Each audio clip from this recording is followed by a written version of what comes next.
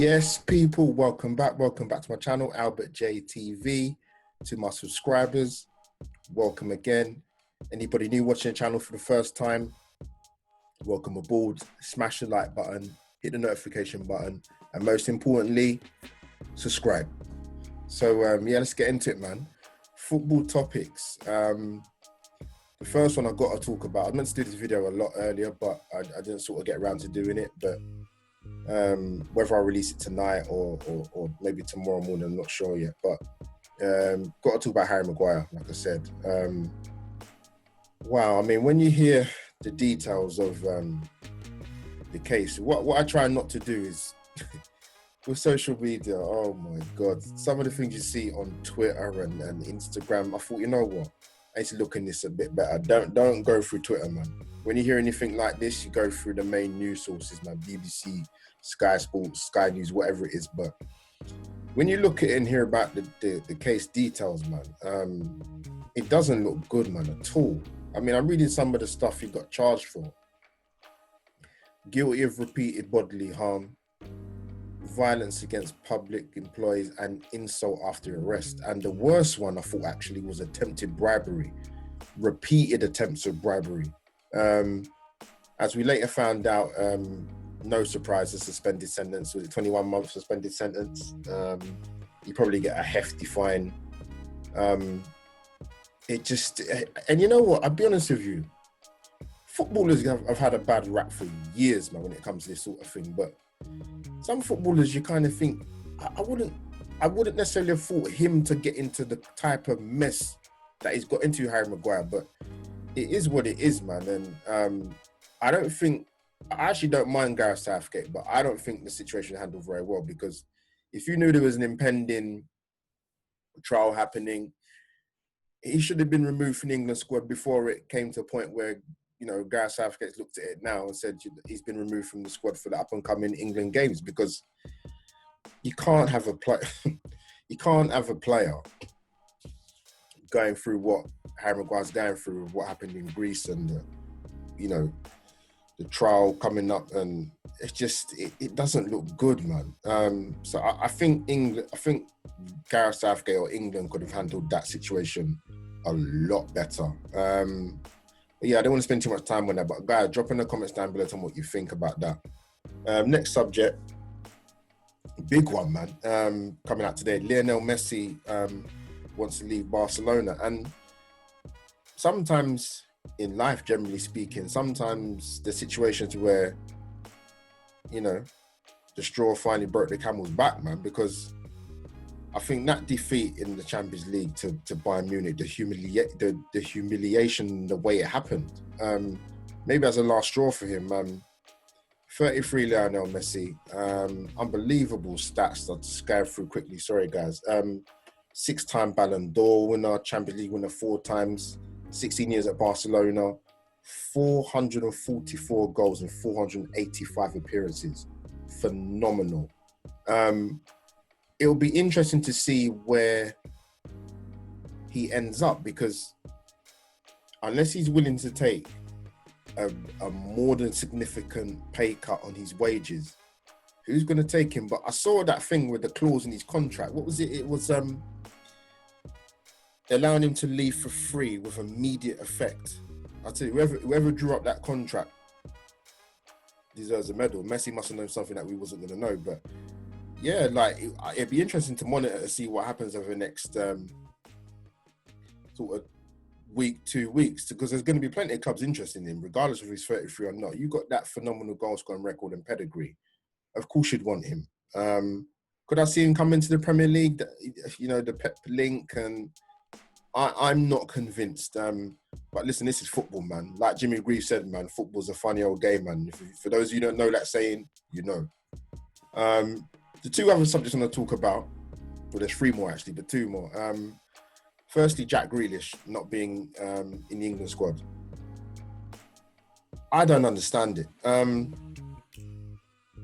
thing is, Jack Grealish already had Premiership experience, pedigree. Yes, he's very young when he broke into the Villa side under Tim Sherwood, when Tim Sherwood was there at Aston Villa. Very raw Jack Grealish, but you could see the potential there. has been more than loyal to Aston Villa and could have left them probably a good definitely 2 years ago, 3 years ago maybe. Because I know Tottenham were interested in him a few years ago, and for whatever reason, the move didn't happen. But his numbers, he's got good numbers, Jack Grealish, considering the side he's playing in.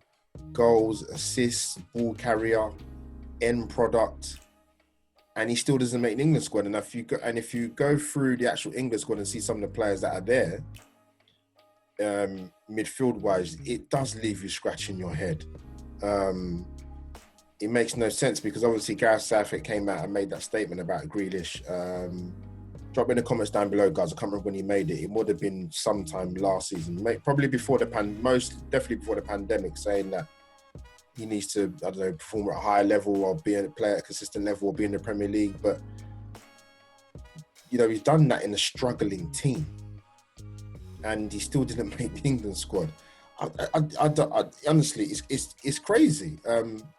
Like I said, I don't actually like Gareth Southgate, but I mean, the situation with the Maguire situation and, you know, this footballing reasons with Jack Grealish not being in the squad, I don't understand. I'm sure, unless I've missed it in the press briefing, somebody needs to ask Gareth Southgate why Jack Grealish hasn't made that England squad, because it's beyond me. And that moves me on to the next person I'm going to talk about, Bukayo Saka.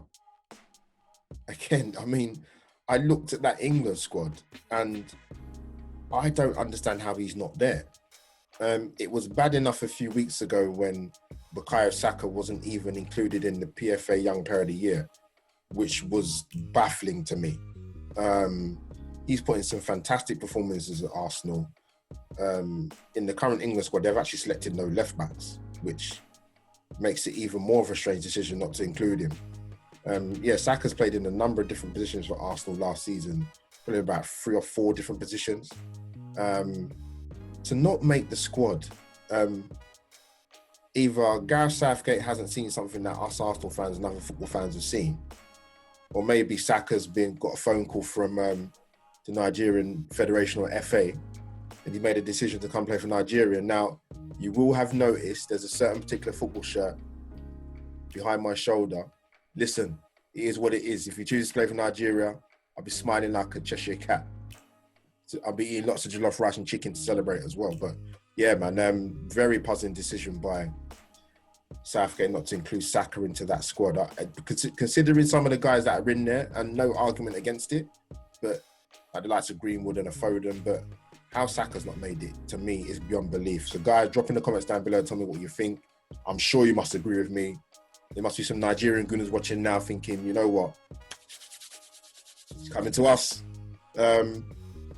But yeah, that's another one. But another thing, Arsenal played the warm-up friendly against Milton Keynes today.